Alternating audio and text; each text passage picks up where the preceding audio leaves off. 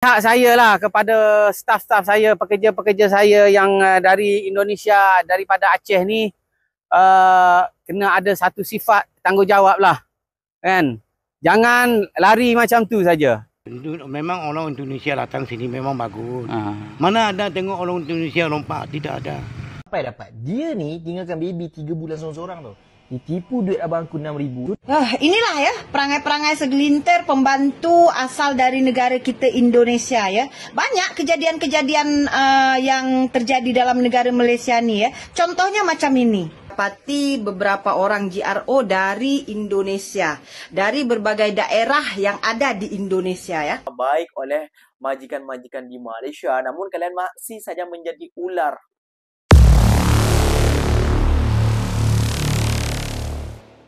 Assalamualaikum warahmatullahi wabarakatuh, geng. Berjumpa lagi bersama saya Iki. Gimana kabar-kabar saudara-saudara, sahabat-sahabat saya?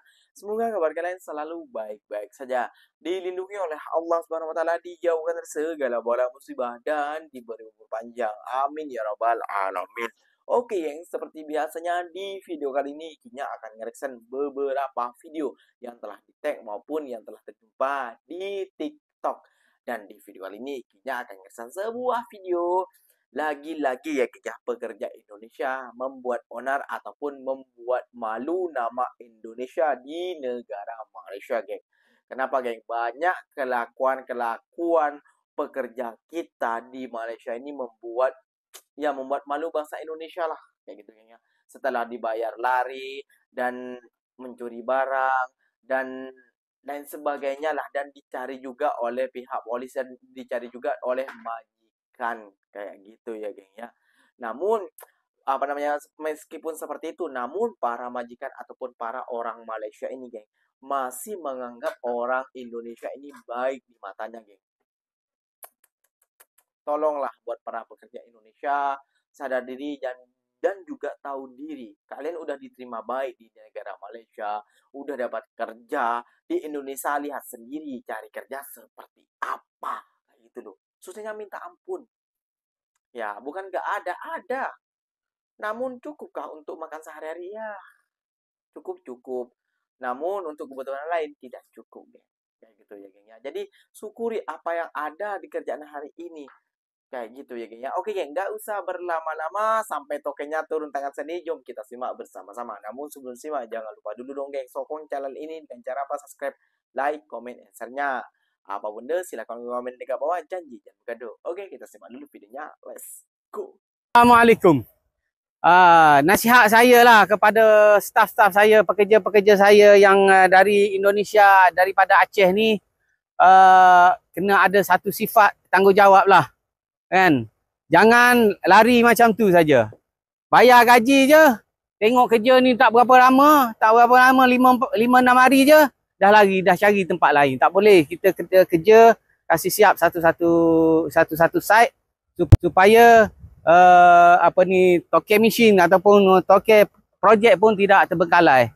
So saya nasihatkan macam itulah kepada rakyat Indonesia yang berbangsa Aceh, yang operator excavator, jagalah tata susila, dengan jagalah kerja. Kali habis kerja ni, bos-bos akan cari lagi kita. Kalau kita lari macam ni saya ni tak siap projek ni lagi ni disebabkan operator lari. Setelah saya bayar gaji, tengok-tengok dia dah lari. Mungkin dia dah ada tempat lain yang kerjanya lebih masa lagi, terus dia lari. So tak elok lah, perangai macam tu tak elok. So kena ubah cara. Kalau nak berhenti, cakap betul-betul supaya token-token boleh cari pengganti sebelum berlakunya sedemikian rupa. Okey, terima kasih semua. Yang Indonesia okey ke? Memang orang Indonesia datang sini memang bagus. Mana ada tengok orang Indonesia lompat, tidak ada. Tidak ada curi. Ya. Datang cari makan. Betul. Memang bagus, Pak. Betul. Thank you. Okey. Tolong cari dia ni sampai dapat. Dia ni tinggalkan baby 3 bulan seorang-seorang tau. Ditipu duit abangku 6,000. Curi lagi barang abangku. And dicuri lagi duit pembantu mak aku. Tolong cari ini sampai dapat. Siapa dapat, tolong aku cari dia. Aku nak hadiahkan 1,000.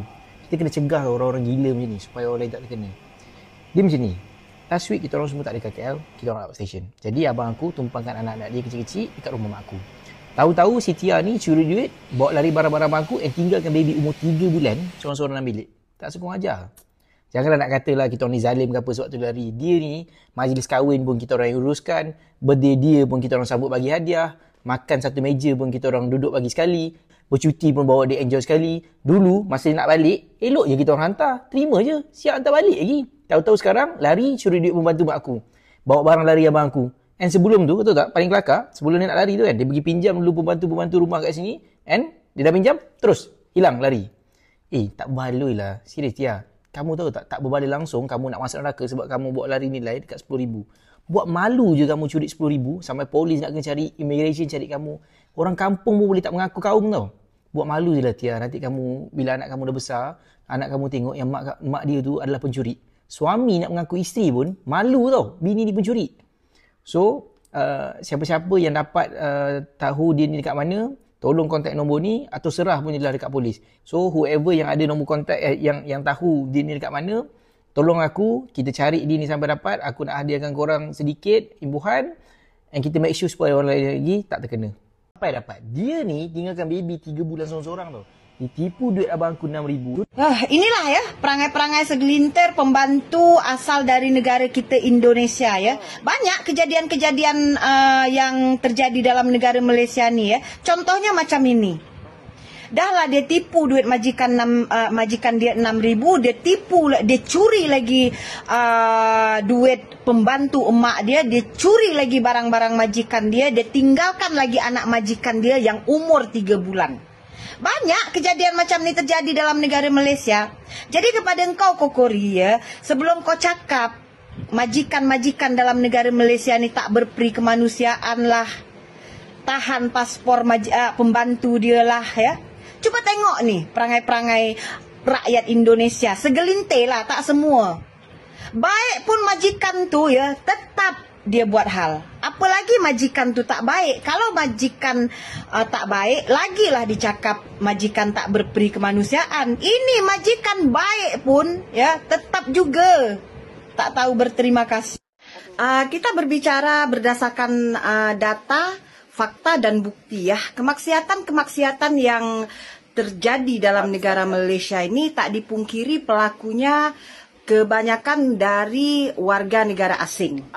Contoh dari video ini ya, di mana penguat kuasa Malaysia menyerbu tempat hiburan ini, mendapati beberapa orang GRO dari Indonesia, dari berbagai daerah yang ada di Indonesia ya.